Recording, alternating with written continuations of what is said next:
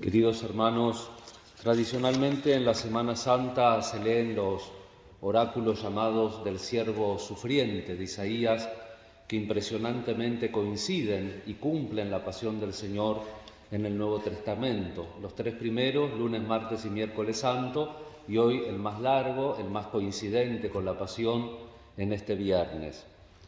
Escuchemos de nuevo las palabras sobre el siervo de Yahvé de la celebración de hoy, a la luz de la historia de la pasión recién proclamada.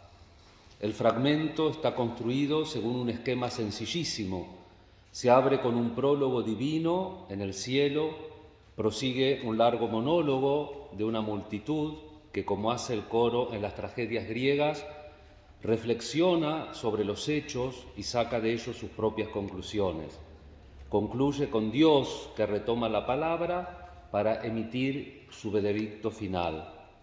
La situación es tal que no puede ser comprendida adecuadamente más que partiendo de su epílogo. Por esto Dios anticipa desde el inicio el resultado final. He aquí que prosperará mi siervo, será enaltecido, levantado y ensalzado sobremanera. Es decir, hermanos, la certeza que aunque en la vida el sufrimiento, cuando nosotros somos fieles, siempre prosperamos. Se alude a algo que nunca antes había sucedido, también a pueblos que se maravillan, a reyes que cierran su boca. El horizonte se dilata hasta una absolutidad y una universalidad que ninguna narración histórica, ni siquiera la de los evangelios, será capaz de producir, determinada como esta por el tiempo y el espacio, es decir, las categorías de la realidad. Es la fuerza propia de la profecía que la hace querida e indispensable incluso después de que conozcamos su cumplimiento. Toma la palabra la multitud, antes de todo casi para excusar la propia ceguera. Hermanos, ¿cuánto nos cuesta aceptar nuestros fallos? Aquella describe la irreconocibilidad del siervo, no tenía apariencia ni presencia. ¿Cómo podíamos reconocer la mano de Dios en lo que veíamos? ¿Escucharon lo que se leyó en la primera lectura? Despreciable y deshecho de hombres, varón de dolores y sabedor de dolencias, como uno ante quien se oculta el rostro, despreciable, y no lo tuvimos en cuenta. Pero he aquí la reflexión, la revelación. Asistimos al surgimiento de la fe en su estado naciente. Y sigue, y con todo eran nuestras dolencias las que él llevaba. Llevaba nuestras dolencias y no lo reconocimos, y nuestros dolores los que soportaba. Nosotros le tuvimos por azotado, herido de Dios y humillado. Él ha sido herido por nuestras rebeldías, molido por nuestras culpas. Él soportó el castigo que nos trae la paz, y por sus heridas hemos sido curados. Nadie puede ser situado en el lugar del siervo. Por un lado está él, por otro lado estamos todos nosotros. Y sigue, todos nosotros como ovejas erramos, cada uno marchó por su camino, y Yahvé descargó sobre él la culpa de todos nosotros. El profeta mismo que escribe se sitúa dentro de este nosotros. ¿Cómo se puede pensar que el siervo sea una colectividad, un pueblo, si es justamente por los pecados de su pueblo que él es golpeado hasta la muerte? El apóstol Pablo despejará toda duda al respecto. Tanto judíos como griegos están todos bajo el pecado, no hay diferencia alguna. Todos pecaron y están privados de la gloria de Dios, dicen Romanos 3:9. La Biblia conoce un criterio privilegiado para distinguir la verdadera de la falsa profecía, su cumplimiento. Es verdadera profecía la que se verifica, falsa profecía la que no tendrá cumplimiento. Pero ¿dónde, cuándo o en quién se ha llevado a cabo lo que se dice de este siervo de Dios? No se puede pensar que el profeta hable de sí o de algún personaje del pasado, sin reducir todo el canto a un conjunto de piadosas exageraciones. ¿En qué desconocido personaje del tiempo se ha realizado la cosa inaudita que aquel narra? ¿Dónde están las multitudes justificadas y los reyes que cierran su boca? ¿De qué persona fuera de Cristo miles y millones de seres humanos dicen sin vacilación desde hace 20 siglos e inclusive en los últimos poquitos otras confesiones que han entendido que pueden fundar otra iglesia que no es la de Jesús, pero sin embargo citándolo a Jesús, ¿cuántos dicen Cristo es mi salvación, por sus llagas hemos sido curados? La pasión de Cristo, descrita proféticamente en Isaías e históricamente en los Evangelios, tiene un mensaje especial para todos los tiempos que estamos viviendo. El mensaje es no a la violencia. El siervo no ha cometido violencia, si bien sobre él se ha concentrado toda la violencia del mundo.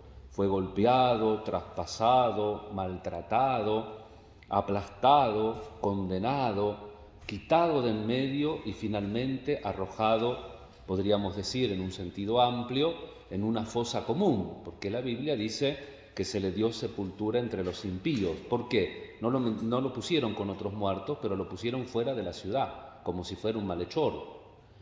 En todo ello no abrió la boca, se comportó como cordero manso llevado al matadero, no amenazó con venganza, se ofreció a sí mismo en expiación e intercedió por los pecadores que le daban muerte. Y ni siquiera intercedió él desde el lugar de la víctima, porque no dijo te perdono, sino que dijo Padre, perdónalos porque no saben lo que hacen. Al Padre lo pone en el centro. Él que está sufriendo por nosotros no se pone en el centro. Así venció a la violencia. La venció no oponiendo a esta una violencia mayor, sino sufriéndola y mostrando toda su injusticia e inutilidad. Ha inaugurado un nuevo tipo de victoria. San Agustín ha condensado esto en 3 palabras: Victor quia victima, vencedor porque víctima, vencedor porque víctima.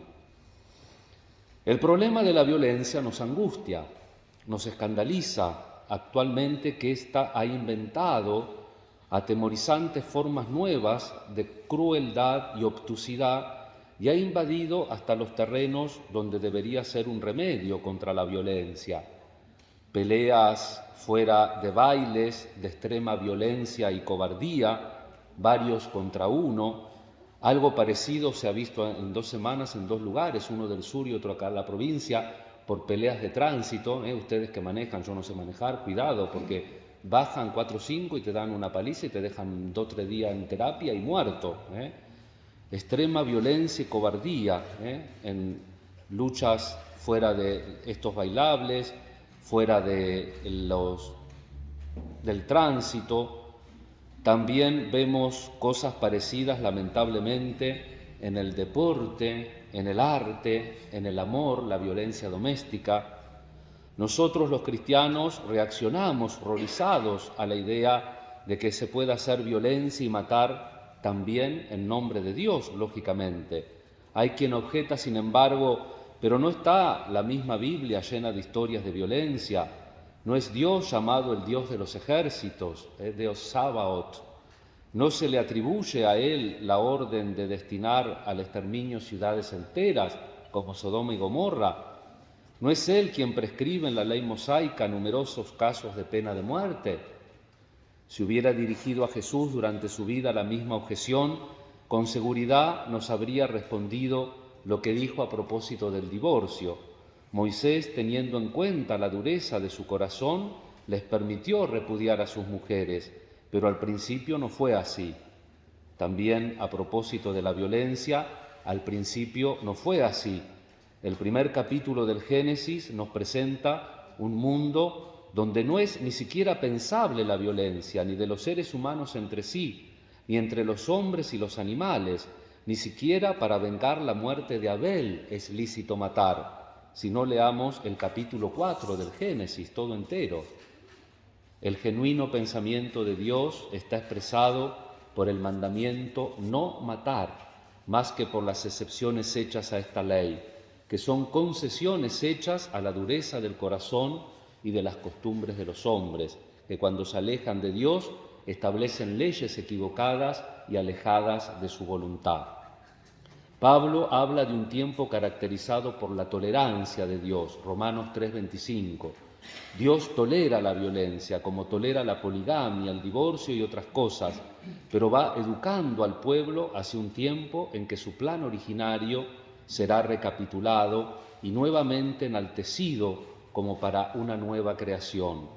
Este tiempo llega con Jesús, que sobre el monte proclama: han oído que se dijo ojo por ojo y diente por diente, pero yo les digo, no resistan al mal, antes bien al que te abofetee en la mejilla derecha, ofrécele también la otra.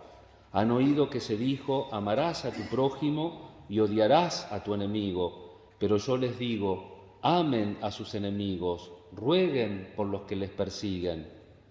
Dios pronuncia en Cristo un definitivo y perentorio no a la violencia, oponiendo a esta no simplemente la no violencia, sino más bien el perdón, la benignidad, la dulzura. Aprendan de mí que soy manso y humilde de corazón. Mateos 11.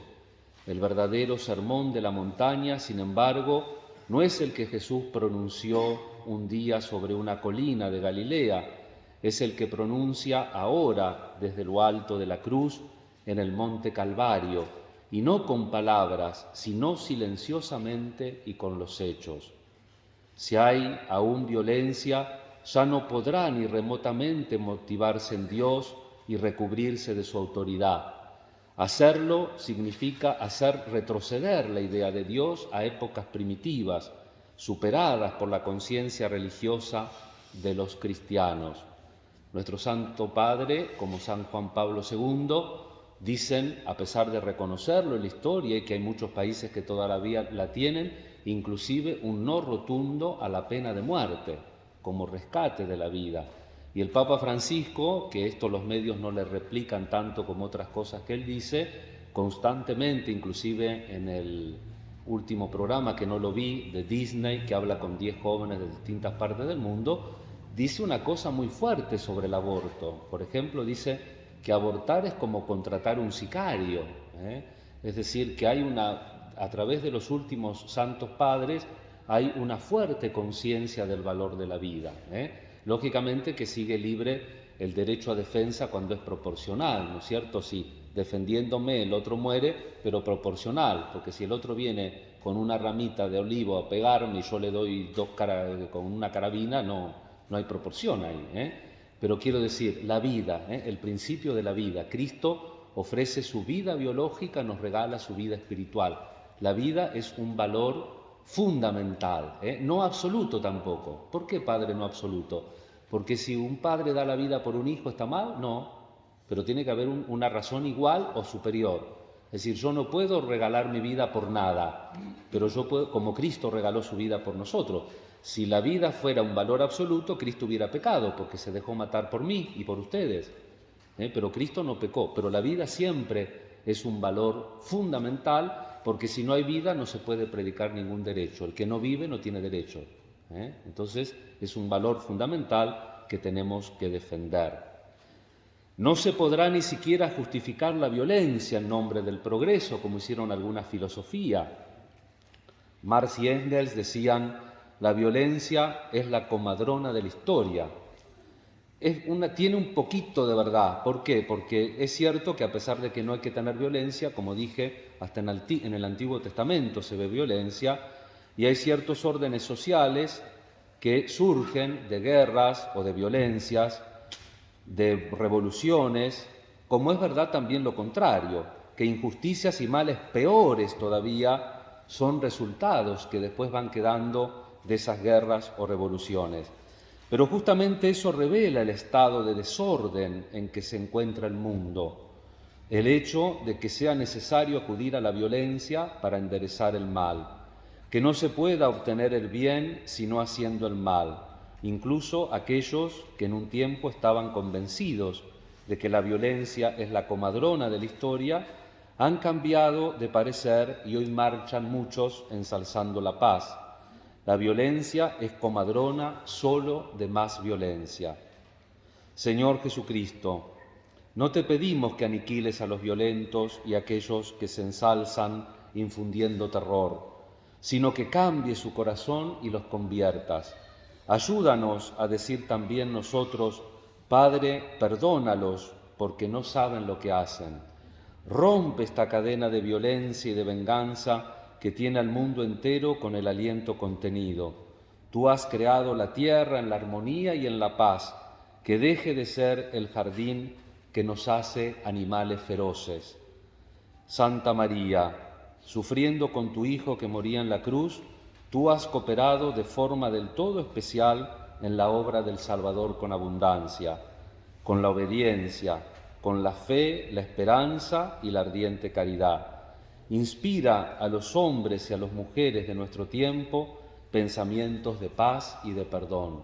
Agradezcamos a Jesús su cruz y aprendamos la lección de ella. Que así sea.